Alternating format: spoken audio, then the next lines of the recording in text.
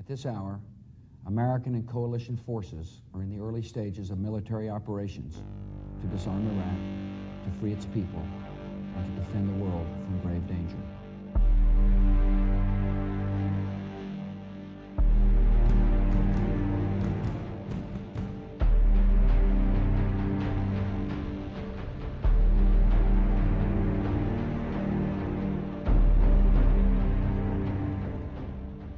The costs of the Iraq War were enormous. More than 4,500 American soldiers, as well as thousands of military contractors, were killed. Tens of thousands of U.S. soldiers were wounded. Hundreds of thousands of Iraqis, and by some estimates, more than 1 million were killed. And the war created massive instability, including more wars and terrorism throughout the Middle East and North Africa. Fast forward to the 2020 presidential race. There's only one candidate for the nomination of the Democratic Party who played a leading role in actually making the Iraq War happen.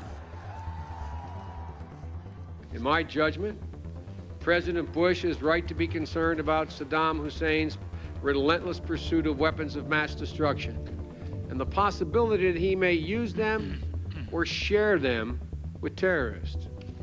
Other regimes hostile to the United States and our allies already have or seek to acquire weapons of mass destruction. This was Joe Biden in 2002, speaking as chair of the United States Senate Committee on Foreign Relations. A few months later, when the Senate was debating whether to give President George W. Bush the authority to start a war with Iraq, Biden argued strongly in favor of granting this authority.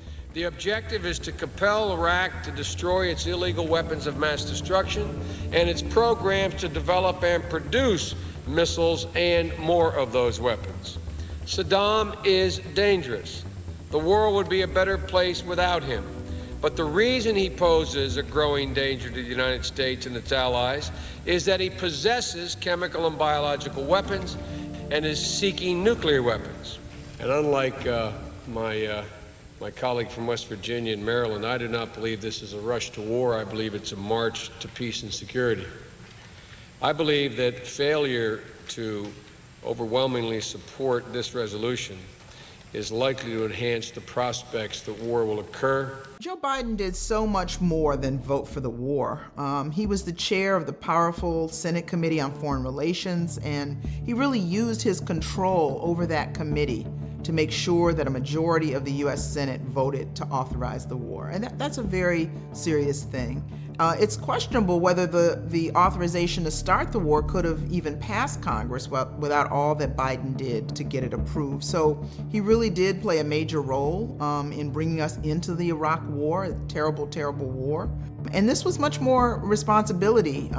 He bears much more responsibility than many other senators who simply voted for it. Of course, the statement about chemical, biological, and nuclear weapons were false. And many experts already concluded this at the time of the Senate hearings, but Biden didn't allow these experts. Obviously, the war in Iraq was a big, fat mistake, all right?